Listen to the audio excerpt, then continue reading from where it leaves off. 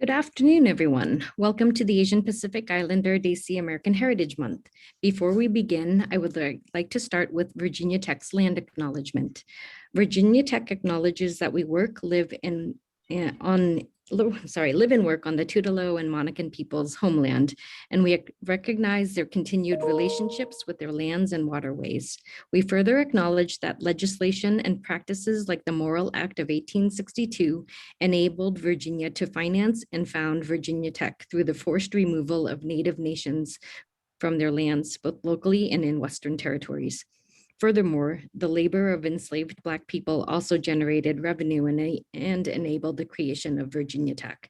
Because of this historical reality and legacy as an institution, we have moral and ethical obligations to create a more diverse and inclusive community, one that includes those who were prohibited from attending Virginia Tech because of the legacy of racism in America and Virginia. This is a collective work and responsibility of Inclusive VT, our institutional and individual commitment to Ut Prosum in the spirit of community, diversity, and excellence. Welcome again. My name is Dr. Nina Ha, and I'm the director of the Asian Cultural Engagement Center, or the ACE Center, at Virginia Tech. This afternoon's event is entitled APIDAs in Political Leadership. At this, by the way, this event is being co-sponsored by VT Engage and the Graduate School. At this time, I would like to introduce Dr. Ellington Graves, who is the Associate Provost for Inclusion and Diversity and the Director of Africana Studies, to introduce the amazing speakers here today. Thank you, Dr. Ha. It's my pleasure to be here on behalf of the Office for Diversity and Inclusion to introduce these honored guests.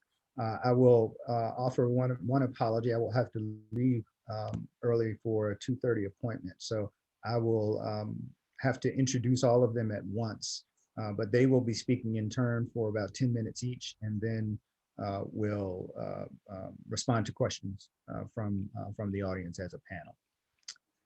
Special Secretary Jimmy Rhee of Maryland. Jimmy Rhee was appointed Special Secretary of the Governor's Office of Small, Minority, and Women Business Affairs by Governor Larry Hogan and began service to the state of Maryland in January 2015. As a coordinating office within the executive branch, the Office of Small, Minority, and Women Business Affairs connects the small business community to greater economic opportunities in both the public and private sectors. He has oversight of the state's Small Business Reserve, Minority Business Enterprise, and Veteran-Owned Small Business Enterprise procurement programs across 70 agencies. With over 20 years of entrepreneurial experience in enterprise creation, growth, and change management, he has an extensive record of directing turnaround situations ranging from manufacturing to software companies. His career also includes 4 years of service as the Assistant Secretary of Commerce and Trade for the Commonwealth of Virginia. Active in the community, Mr. Rhee serves as a board member for various organizations. He earned a master's in science and a master's in business administration from the Johns Hopkins University.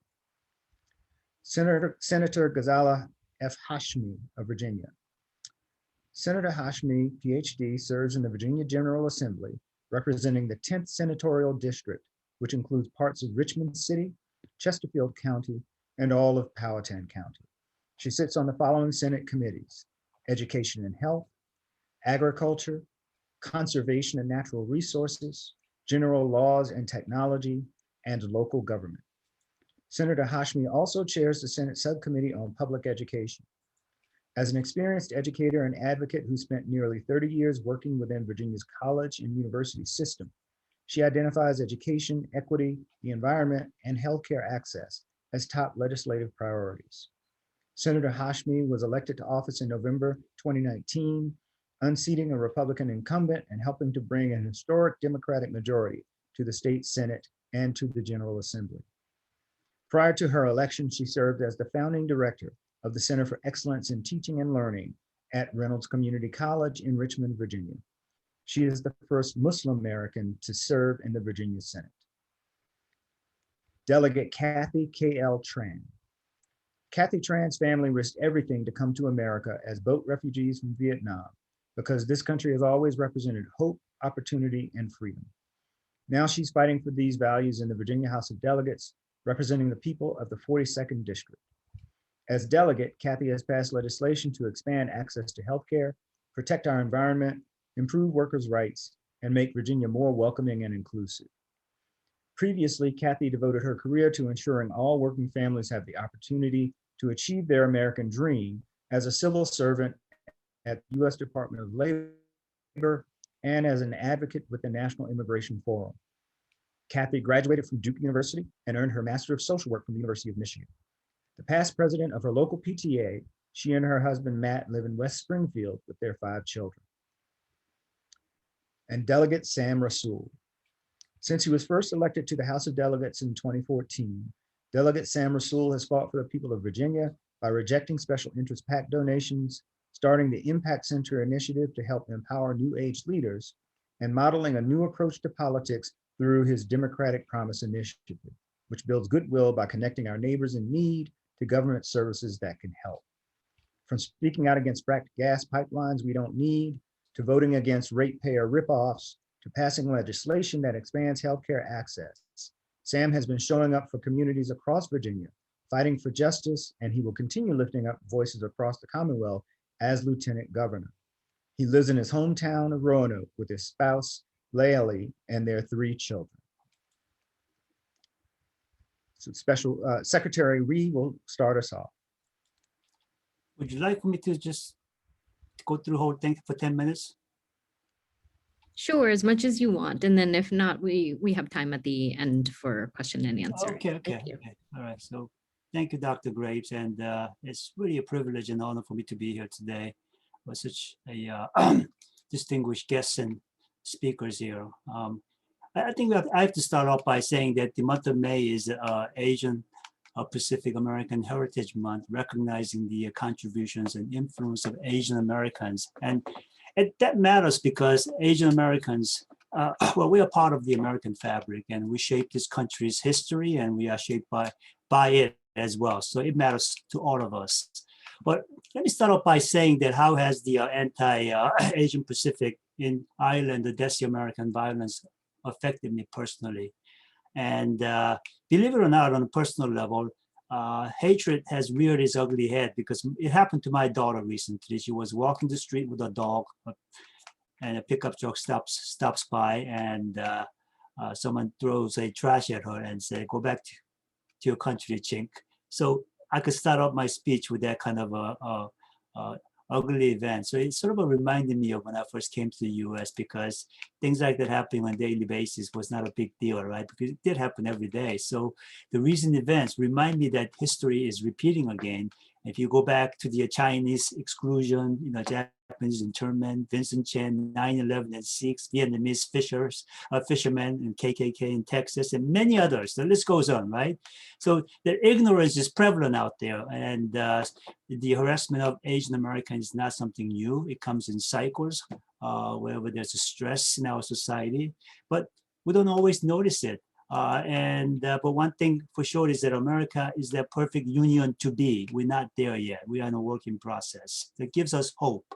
Now, COVID has given us sort of a double whammy because what I do professionally, I oversee the small business group, and there's a devastation of Asian American-owned businesses, right? I mean, when was the last time that anyone here used a dry cleaners? So 30% of Asian American businesses suffer, verge of being bankrupt and so on. Restaurants hit hardest. And so it's been very tough for Asian Americans. So, all these events illuminate my minority status on a personal level. When there are uncertainties in this country, economically, politically, or contagion like what we are going through, minorities are always first to be targeted. So this is not something new, but like I said, America is that work in process country and is a perfect union to be. So I'm optimistic. Now, when and how did I know that I want to serve the ways that I currently do? Well, the moment, if there was such, is when I realized the importance of understanding that policies are important. The policies, especially those policies that regulate the market, right? I was always exposed to business. My father is the person who brought Korean Taekwondo, martial arts, to this country.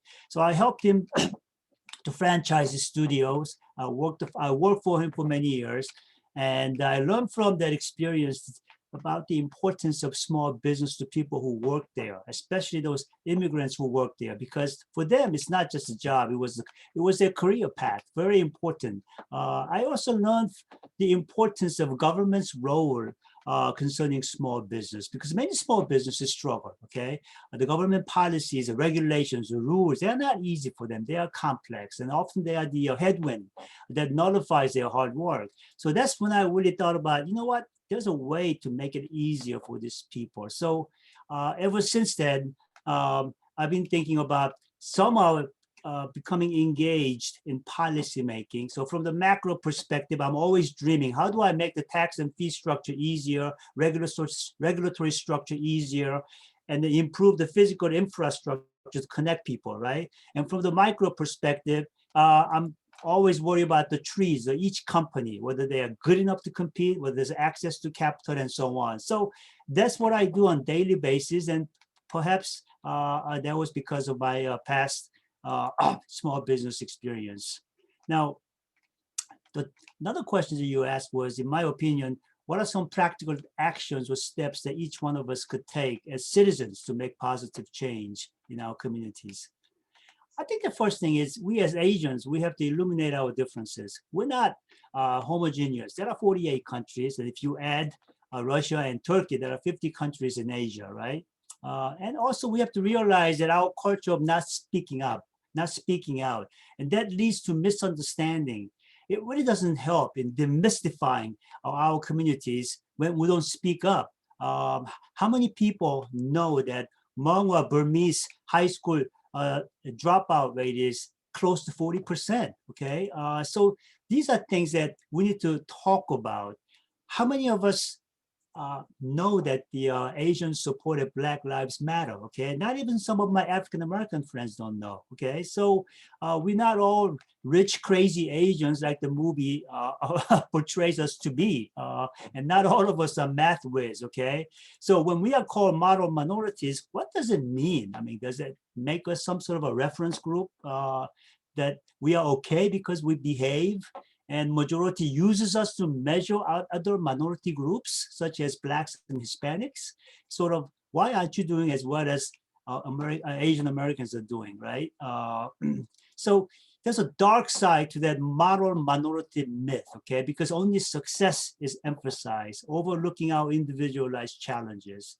There are many among Asian American communities that need attention because they are like any other marginalized groups out there. And I think we have to also address the structural discrimination, because that still exists and rears its ugly head whenever there are uncertainties and differences due to economic downturn, wars, and contagion, and things like that. One solution, of course, is making investment in social and cultural education so that we can learn from our history. We must address certain beliefs, ignorance, attitude that cause dehumanization, that somehow belonging to a certain group makes you less human. Isn't that how we justify slavery? And also hatred, that you don't belong here, that you brought coronavirus and go back to your country type of attitude. If we don't address them and talk about them, right, and encourage action to eliminate them, they will repeat. Okay, so the investment in its ultimate purpose of the investment is to increase the awareness concerning our contributions, our uniqueness, so that we are deemed as an essential part of that American fabric, without which this fabric could come apart. A single loose thread could lead to the whole thing coming apart, right? I think we Americans must understand and realize that United States of America means that no community exists in isolation. That's a very important part. And there's also a need for Asian Americans to collaborate with other minorities, right? Now, Blacks are 10 times more likely than Asians to experience hate crime. More Black Americans are killed by police in 1 month than the number of Asians killed by police in the course of a year, right? The success of white supremacists depend on pitting people like us against one another, so that we do not share our shared cause. So there's a need for Asian Americans to embrace and appreciate other minorities. We need to thank for African Americans for their civil rights movement. We need to thank the Hispanics for doing the hard manual labor due to their immigration status, exactly how Chinese originally contributed to developing the American railroad. No different. Our history goes through similar cycles, and we are all on the same boat. And then lastly, let's be smart and be strong together, because look at Maryland. We have 187 legislators, and there are only 8 Asian legislators, and there are 60 African-American legislators. Do you want to work with 8 votes, or do you want to work with 8 plus 60? Okay, so be smart, right? And what advice would I give to a young person wanting to enter public service? Well, I have to always go back to what Martin Luther King said, right? He said there are 2 sets of laws, those that come from above, those that we make. And until those 2 sets of laws are made compatible with each other, we'll never live in a just world, okay? Now, the gap still exists. So the question is, do you want to live in America that truly celebrates the diversity of its people and encourages all Americans to pursue American dream? Well, if that's the case, then you know what? You make the change. Think like Gandhi, okay? You have to be the change that you wish to see, and don't wait for somebody else. So to get to the root of the problem, solving their problem a personal, make it a personal fight, okay? And that's a very important part that I like to at least suggest to young people. And lastly, if there are any challenges that I have faced in my role, it's just seeing sheer amount of structural inequity and discrimination that has wrought in economic space. Everywhere I look, whether it's airport development, whether it's energy, whether it's offshore wind, whether it's transportation, whatever it is, not just Asian Americans, but all minority participation is lacking sorely, to the point of it's an embarrassment, to be honest with you, okay? So this is something where we really have to work together. Now, to alleviate problems like that, many states have socioeconomic programs. Like in Virginia, you have SWAM. In Maryland, we have MBEs and so on. But there are also those people who don't believe in those programs. And they do so based on free market principle, that leave the market alone and everything will take care of itself. And my response typically is, okay, do you want to really privatize fire stations? So that while your house is burning down, that you're going to call 3 fire stations to get a price quote, okay? That's not going to happen. There's a role for government. Market is what we make of it. We impact markets, and I think our market has to reflect. So make sure that it doesn't forget those people who are least among us. So I think it's a very important thing that we have to think about. So lastly, let me just say this. I want to urge young people to engage in politics. It's wonderful to see Senator Hashimi and the Delegate Trent and many others who are here, because we have Asian Americans have progressed well educationally, economically, but we have not in politically. We have to have a medium whereby our challenges are conveyed, communicated, and somebody takes action against them. I think it's very important. There are many ways for young people to engage, run for the office, or volunteer in campaign, or speak out via nonprofits, whatever it is you want to do. Participate, engage, and be the squeaky wheel and not a pacifist, okay? I think it's a very important, because you are the change agent you've been waiting for, and nobody else will do it for you because everybody else is waiting. So doing nothing is being complicit. So take action. That would be my recommendation. So thank you. Thank you, Special Secretary Ree. Appreciate it. Senator Hashmi? Well, thank you so much, Dr. Ha, and thank you for the invitation to be here. And I really appreciate all the good work that you and Dr. Graves have been doing at Virginia Tech.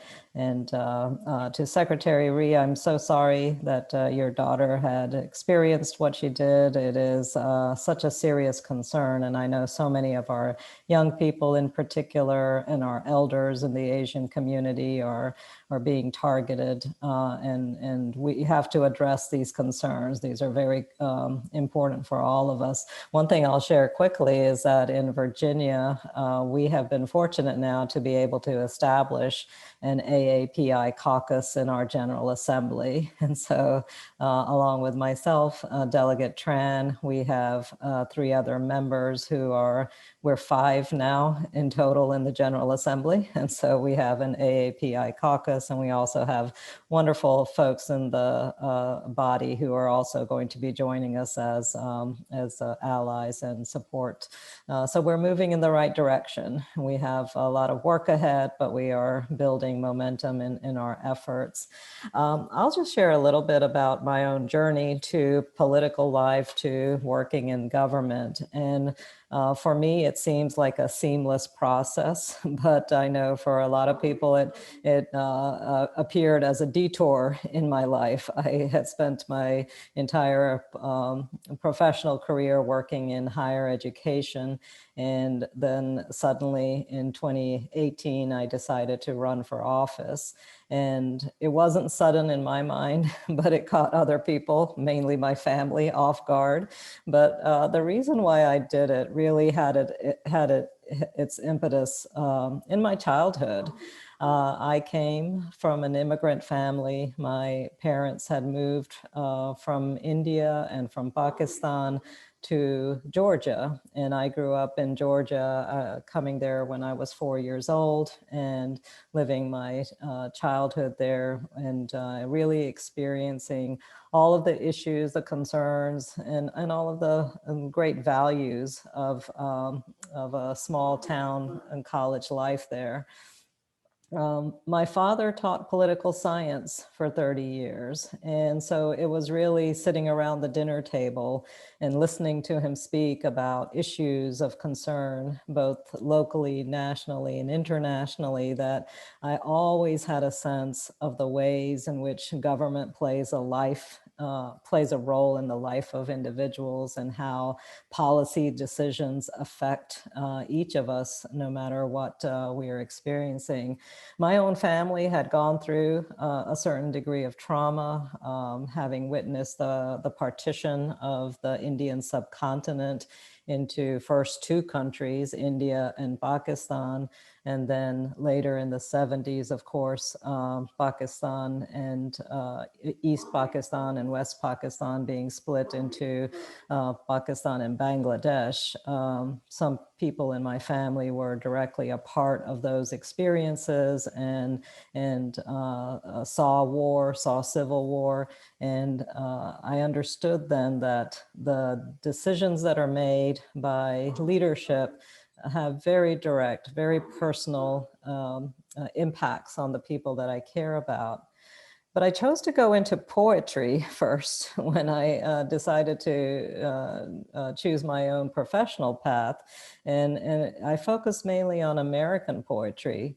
But for me, poetry was always political, and there really was no escaping the sense that it's in our culture, in our arts, and it's through the expression of our philosophy and our poetic languages that we really define who and what we are. We define our values, we define our national identity and culture. And so when I look at American poetry, I really looked at it through that lens and focused on poets such as Walt Whitman and others who gave shape to the philosophical idea of what democratic values were. And so in 2016, I experienced a pivotal moment, as many of us did. It was the election of Donald Trump. And in that election and in that moment of, I see as a moment of national crisis, I realized that the values that our poets and our artists and so many of our cultural figures had enunciated for us, that those values were being betrayed by someone and an ideology that held no value about the democratic principles. And that was very disturbing to me. And I knew also that I had to just speak up. I had to be much more politically engaged. As a Muslim American, I had a particular responsibility to not remain silent and in the face of what we were seeing. And so that's why I decided to run for office. Another impact for me personally was the fact that I taught at a community college for the last 20 years, and I saw firsthand the ways in which state government decisions around tuition funding, around supporting our institutions, around all of the educational policies. I saw how those policies were impacting the lives of my students, and I knew we could do better, and I wanted to play a role. So at that point, I saw the convergence of my political interests, my policy interests, and therefore I decided to run for office. And I've just been so honored to be a part of a system that has brought tremendous change to Virginia. We've seen huge changes just in these last 2 sessions, making sure we're able to support educational opportunities, expand the voices of our diverse communities, and support folks who need to have that level of support to help them be successful and to contribute to Virginia. And we have a lot of work ahead. But one thing I'm particularly happy about in this period of time that we are in is that we're elevating and representing the voices of so many marginalized communities. It's not just Asian Americans, it's not just our broader AAPI communities, it's not just Muslim Americans, but it is this whole framework of minority voices, disenfranchised individuals who are seeing themselves represented in government in other areas for the first time. And I think it was just so fitting that in 2020, we were able to elect to the highest elected office for the first time, a woman such as Kamala Harris now, who brings together both the identities of the immigrant, the African-American, as well as the South Asian. And so we're part of a new face of Virginia, a new face of America, and we will continue to do this work. So thank you for having me here today. Thank you, Senator Hashmi. I really appreciate it, your words. And next is Delegate Tran. Good afternoon. Thank you so much, Dr. Hoff, for having me. I am so glad to be joining you this afternoon and to meet Special Secretary Rhee and to be with my friends, Senator Hashmi and Delegate Rasool. But I'm Kathy Tran. I represent the 42nd District, which is in Southeast and Southern Fairfax County in the Virginia House of Delegates. And I never, in my wildest dreams, thought that I would be in this position. If anybody has wild dreams about serving in the House of Delegates. My family came as boat refugees from Vietnam. We left the country when I was only 6.5 months old. And for my parents, they realized that they didn't have the future of opportunity and of freedom in our homeland. And so they made a really difficult decision to leave, like so many of your families and so many others today, whether it's across the southern borders or across the Mediterranean Sea. We see, so many people who've been displaced and so many refugees across the world. And I grew up in Southern California, and the experience of growing up in a suburb of Los Angeles and as part of the Vietnamese diaspora, where the process of escape and resettlement and rebuilding, I think, has just profoundly shaped my perspectives, both in my work, has been really motivating throughout my career, as well as including the work I do now in the House of Delegates. I spent 12 years as a civil servant at the U.S. Department of Labor. And there I helped with policies and programs to connect workers to the right, help them get the right skills and education and experiences to get better jobs, and then to also help employers access a qualified workforce to compete in. And that, what really motivated me there was my own parents' experience in finding work and creating their identities here. My father was a practicing dentist in South Vietnam, or in Vietnam, when we left. And when we came, because of his English language abilities He wasn't able to find a job. We were not in a position for him to go get his dental license again and practice in America. And so he was looking for a job as a dental technician, a position in America that doesn't even require a high school degree. And he was told over and over again, either, he was overqualified, right, as a former practicing dentist, or he didn't have the English skills. And my mother still has kept his first pay stub from all those years ago when he brought home $3.35 an hour, which was minimum wage then. And Mr. Sam took a chance on my dad. And his experience of starting over in his professional career, but what that meant to him as part of his identity, what that meant to my family, and what it means to so many others, immigrants, really motivated my work and inspired my work during my time at the U.S. Department of Labor. And then I took that experience and I left. And what my parents said then was, you're leaving a very stable career to go into the unknown of the nonprofit advocacy world. And I worked at national immigration, national advocacy at the intersection of workforce and immigration reform. So I felt like going back to my first love of helping to lift up immigrant voices and immigrant communities and helping people reach their full career potential. Then the 2016 presidential elections came. And at that point, I was pregnant with my fourth child and, just was really deeply concerned that the values of hope and opportunity and freedom for everybody that my family had risked our lives coming to America for were under threat. And I was due on Inauguration Day. And so it was just kind of like a double whammy. But we had a little girl a couple of days later, and we named her Elise Minken. Elise was inspired by Ellis Island. And my husband has family that passed through Ellis Island as they were escaping anti-Semitism at the turn of the century. And Minken is Vietnamese for bright bell, and it was inspired by the Liberty Bell. So to us, her name means to ring the bells of liberty and champion opportunity for all. And I made the decision to run for office when she was a month old. I realized I couldn't just sit around and worry. I had these 4 amazing, beautiful children that I needed to stand up.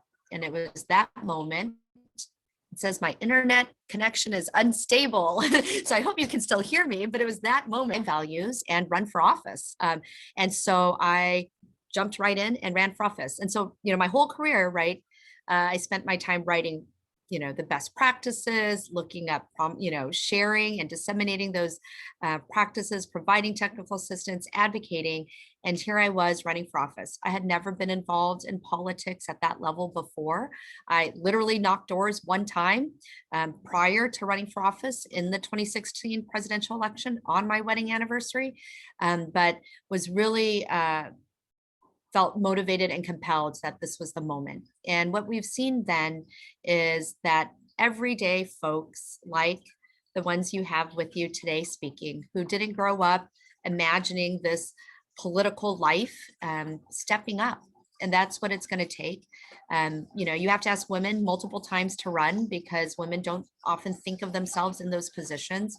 And I think the same can be said for our community. Nobody's going to ever reach out and ask us and think of us as, the poster child to represent a broader community and that you should run for office. And so we have to step up and do that. And so it's been an incredible experience and honor to be the voice of the 42nd District in Richmond and to be able to dive deeply into any number of issues that affect Virginians on a daily basis, and also to help lift up the priorities and concerns of some of the most vulnerable communities that we serve and that live here in Virginia. And I want to tell you, representation matters. It matters in helping to lift up organizations. Today, I just had a chance to talk to a newly found organization in Northern Virginia, working with their focus is organizing Chinese American parents around education issues, and are particularly concerned about making sure that our K through 12 curriculum reflects the diversity of our communities, and that Asian American history is American history and is taught as part of that. and talking about how do you advocate, how do you build those alliances, and what are those strategies, because sometimes our communities are new to this space and we don't know how to do that. And so how are you effective at that and being able to help relay that? But also I can see it with my own kids who are between the ages of 8.5 months and 12, getting them engaged in talking about politics and having them understand that they have a space in these conversations and that they ought to demand their seat at the table each and every time, even as young kids, but particularly as they grow older. And it's just been incredible to be able to participate in this way and to be able to help share what I've learned with our community and others as people are getting more engaged in the political process, but also to be able to work in partnership with those who have come way before me in doing the hard work of advocating and pushing for justice and equity. And as Special Secretary Rhee said, I think in his remarks, we rise when we all rise together. And the ability for us to build those coalitions amongst the Asian American community, as well as outside of that community with the Black, Latinx, and Indigenous communities is so important, because otherwise we're all battling for table scraps. And I strongly believe there is absolutely no limit on hope, on opportunity, on freedom, on equity and equality for all of us. And so I am so thrilled to be with you. I look forward to the conversation today. And I'll leave you with one more story about why I think this moment is important. I ran because I was really worried about what 2017 and the next 4 years were going to look like. And then I lived through those 4 years with you, and I realized that probably never in my wildest dreams would I have imagined all those things could have happened. And whether it's to the Asian Americans, resulting, I think, in the rise in hate we're seeing now, whether it's to immigrants and to refugees, to LGBTQ individuals and friends, to so many people.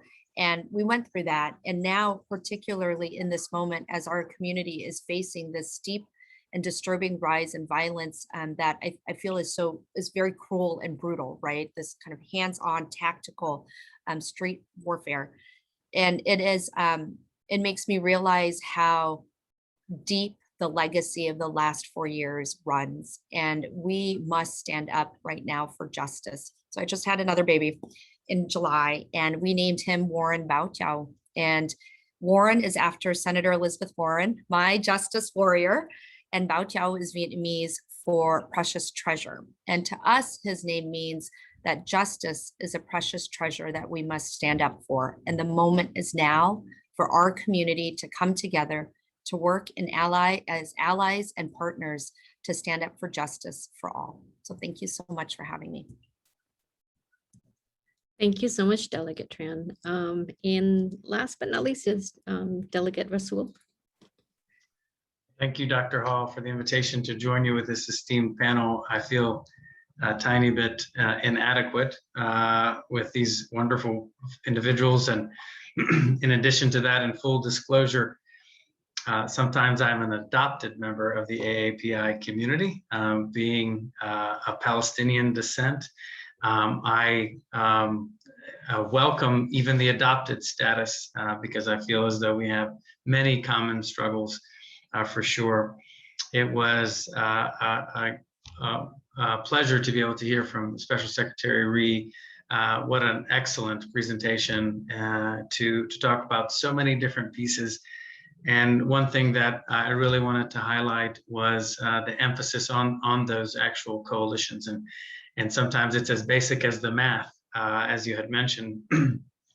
There is a sheer necessity for us to be able to band together, but there is a lot of history there that cannot be ignored for sure. As I listened then to Senator Hashmi, so I was elected 8 years ago to the General Assembly, and Senator Hashmi has been an awesome addition to the General Assembly. And the way she campaigned was wonderful because she was true to herself and to her identity. And she would always close many of her events with, I'm going to show everyone that Ghazala Hashmi is an American name. And that always stuck with me because my name is not Sam. That's a nickname. My name is Salam, which in Arabic means peace. Rasul is messenger. So today I come to you as a messenger of peace. You know, as someone growing up in Western Virginia in the 1980s, Salam turned into Sam and part of our acclimation process. But today my children get to be who they are, Jannah, Amira, and Isa. And I think, you know, maybe if I was a candidate declaring today, or I was a young person looking to get involved, maybe I'd be Salam if I was 20 years younger. But I only say all of that to reemphasize just how proud we are of Ghazala and being able to run as Ghazala Hashmi and be elected as Ghazala Hashmi. And to the truest super mother you could imagine in Delegate Kathy Tran. She mentioned her children, but you may or may not have seen the pictures of Delegate Tran actively with her young child as she was born on the House floor consistently. Someone who was going to prove that a mother was going to be a mother, even in the course of the work that we are doing and doing the good work of the people. And as a mother of 5, what an awesome basketball team she has. Wonderful to see the beautiful family, as it's always a part of everything that she does, for sure.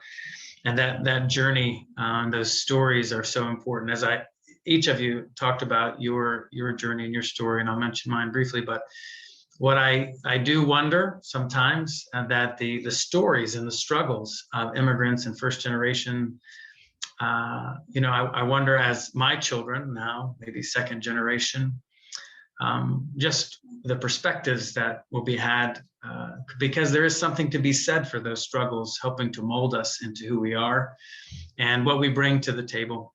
And so how to keep those struggles and the lessons learned from those struggles alive and moving forward without the agony that many of these stories produce. I think maybe I'm telling you the challenges of parenting as a first generation, for sure. You know, I first got started in 2008 running for U.S. House, and I knocked on a young gentleman's door. I'm here in the western part of the state in the foothills of Appalachia. And I knocked on his door and I said, hey, you know, my name is Sam Rasul. I'm running for U.S. House. And there's this guy, Senator Obama. He's running to become president. You know, we certainly would love your vote. You know, we're both on this federal ticket together. And he thought about it. He must have been maybe 24, 25, something like that. He said, I'll vote for you, but I ain't voting for Obama. And I said, well, why? He said, you know, he's a Muslim. And there's a little pause. And I said, well, no, Senator Obama's a good Christian man, but I'm a Muslim. And it kind of took him back. It's like, oh, well, that's not what I see on TV. It turns out we're not so different after all. And we got to kind of dig down deep. And over the course of my time in politics over the past decade and a half, you just kind of come to terms. Look, I grew up in a convenience store, and at the age of 5, I was standing on a milk crate, punching the buttons on the register, and that probably helped my math skills. But in addition to all of that, it was, you know, a work ethic that 365 days a year, my parents would only leave that store for weddings and funerals. That's it. You know, and by the way, we loved it. Like this was our story. This is who we were. It didn't matter who walked in the door, black, white, brown, rich, poor. You learned to relate to people wherever they were. And when I think back, that's really probably where I learned any kind of social skills or political skills I learned, because it's really about empathizing with people, about being able to build quality relationships in so many different ways. That led me into nonprofit healthcare, and I did some work in East Africa. And then 8 years ago, being elected into the General Assembly, an historic run And it was different. We talk about some of the hate, some of it's subtle, some of it's not. When the day before my general election, there was a mail piece that went all across my city. And that mail piece said, "Guess who's funding Sam's campaign?" And on the flip side, it said, Al-Qaeda sympathizers are funding Sam's campaign. And my heart dropped because it's a Monday and the election's tomorrow, on the Tuesday. So you can't really respond to that. And you just don't know, especially in the western part of the state, what that response was going to look like. And let me tell you how beautiful the people are. We held true to who we are and our values and appealing to people's better angels. And we won in a 40-point landslide in a place where people thought it was a 50-50 race, winning every Republican precinct except for 2, really being able to prove that there is space for all of us at the table, as long as we come true to who we are in many respects. The one thing that I'll leave you with is just philosophically how I approach, and it really builds off of Special Secretary Ree's original point about, I believe firmly when we talk about our respective identities, that we should celebrate those identities without pause in many different respects. We should even organize by those identities if we see our various caucuses, various groups that come together. The trick is in the advocacy. When we advocate, we have to advocate as a coalition for our common values and common goals that we want to achieve. And to me, this is what needs to happen. So what does that mean tactically? That means we shouldn't say, well, what you, Mr. or Mrs. Elected official, what will you be doing for me as a Muslim American or as an Asian American or as a woman? I don't think that that's the question. I think the question should be, what will you be doing to uplift equity and equality in these various pieces? As Special Secretary Ree was referencing, where we're at from a business perspective and the inclusion of minority voices in whether it be government contracts, et cetera. If we're all each battling to see what percentage of those contracts are going to our specific slice, we're not going to get there. But if we say equitably, there are 6% of AAPI in Virginia, whatever that number may be, we should expect that number in appointments, that number in government contracts, that is equity. And that kind of advocacy and fairness is something that we should collectively be advocating for. And so I just challenge each one of us to figure out how we can do that and do that together. So thank you so much for having me. Wow, thank you so much, everybody. I'm gonna see if I can do this in gallery so that people can see all of you. We still have about 10 more minutes, and I know a few of you didn't address all of the questions. So except for Special Secretary Ree, you were amazing to put everything in there. I did have a question about mentoring. And I was just wondering, because a lot of our APIDA students have come to realize, and not only APIDA students, but also APIDA faculty, we have a hard time finding really good mentors. And who are your mentors, I guess, and how do you mentor? And what would you what suggestions or advice would you give to people seeking mentors? Well, I came here as a teenager, right? I grew up in South Korea. So when I first came here, just as all of you have described the experience, then the people that mentor me were people that I was able to sort of observe, because I had a language issue as well, okay? I didn't speak a word of English when I first came here. So I think, my original mentors were people who worked with me at McDonald's, okay? Because I worked there for many years, right? So it started from, it doesn't really matter who your mentor, as long as they share the sincerity and genuine nature about life, okay? Teaches you something about life, I think it's very helpful. But from my perspective, from what I do,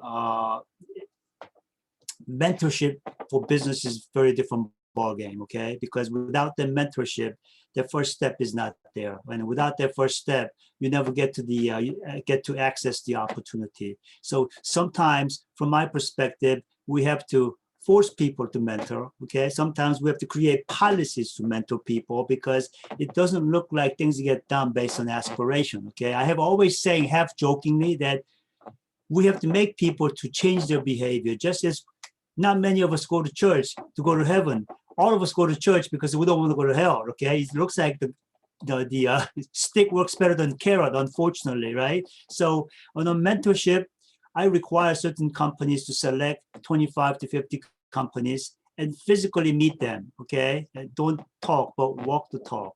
And it's a very different ball game. So we have to be very intentional about mentoring, right? Because I can't really say what type of mentoring is better than other type of mentoring, but most important thing to me is first button to the first toad is, are you mentoring? No matter what it is, okay? Take the first step, mentor. That doesn't really matter what you mentor us or mentee about, but anything that's good for that particular individual, we should all be responsible for that, because this really is our country, right?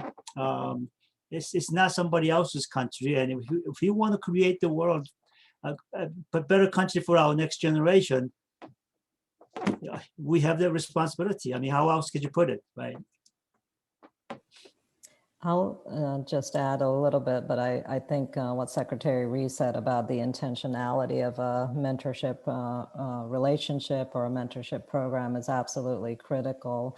And I would encourage any of our young folks, if they are looking for mentors or seeking mentors, to not hesitate to reach out to the people that they would like to work with.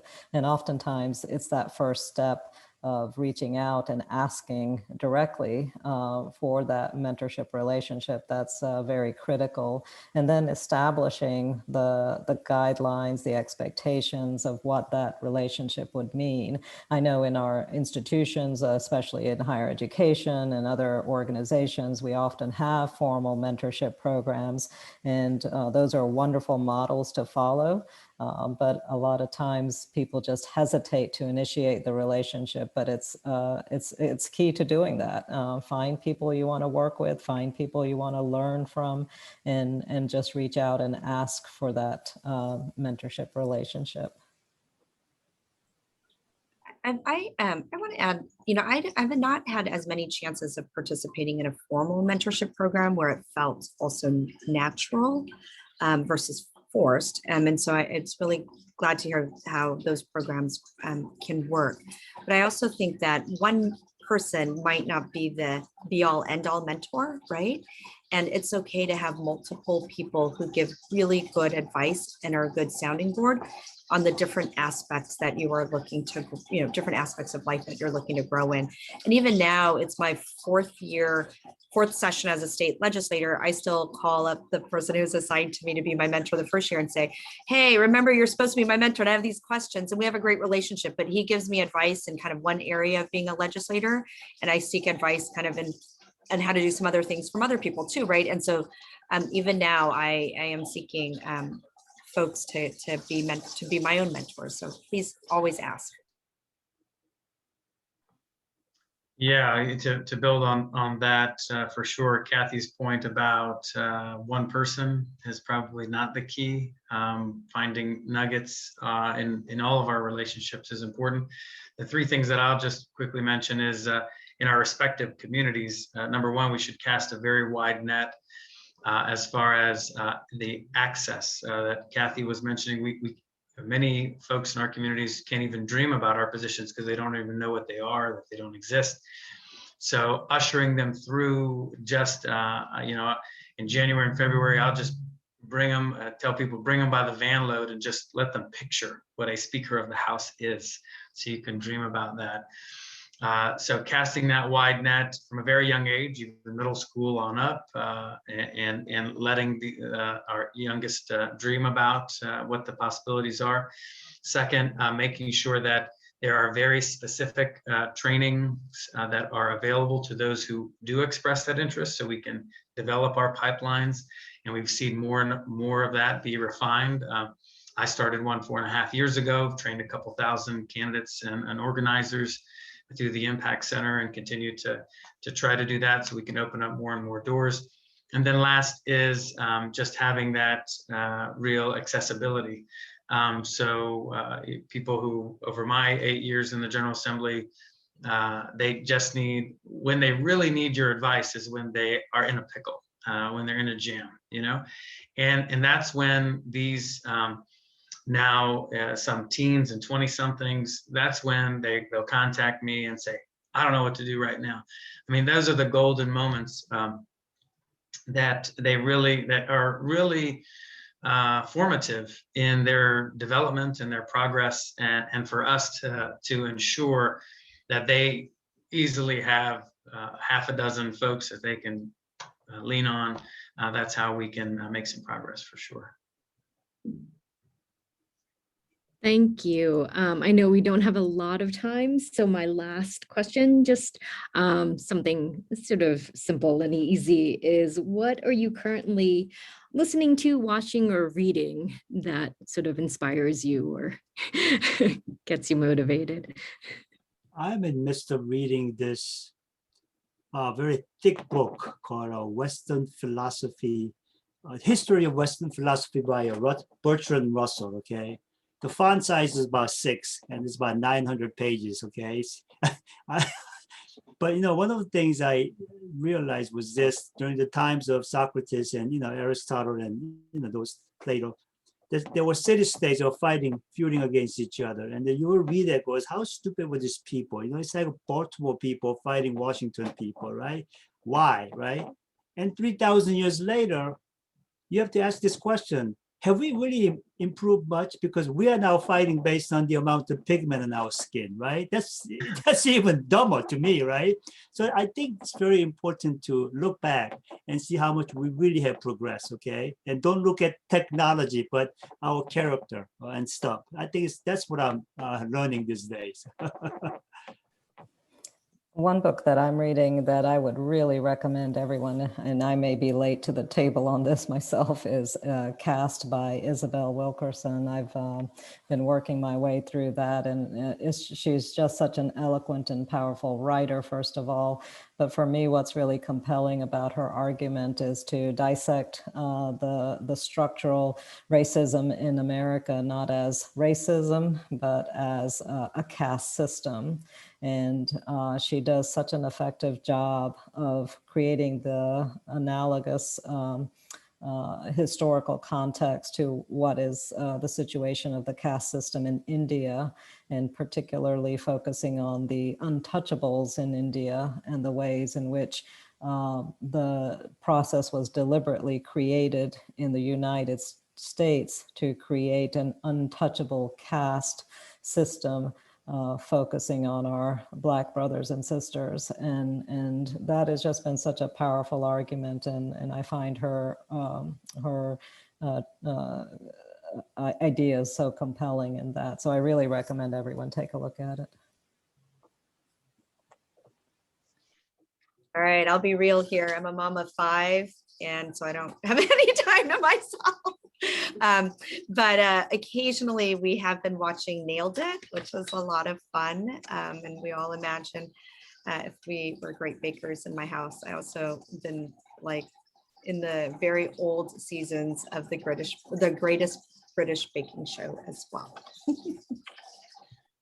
One I'll mention is The Soul of America by Scott Meacham, which talks about when we did appeal to our better angels as a country, pulling out some anecdotes over the course of time. And sometimes it's good to have those moments to reflect on. Thank you so much. And once again, I really just appreciated having you here and just all of your words of wisdom. And thank you, thank you, thank you. And I will, I guess, remind everybody to go out and vote, right? It's coming up. So I might tap you again for voting season. But thank you again for taking the time to do this and to be with our community. I appreciate every single one of you and all the hard work that you're doing for all of us. Thank you so much. Thank you.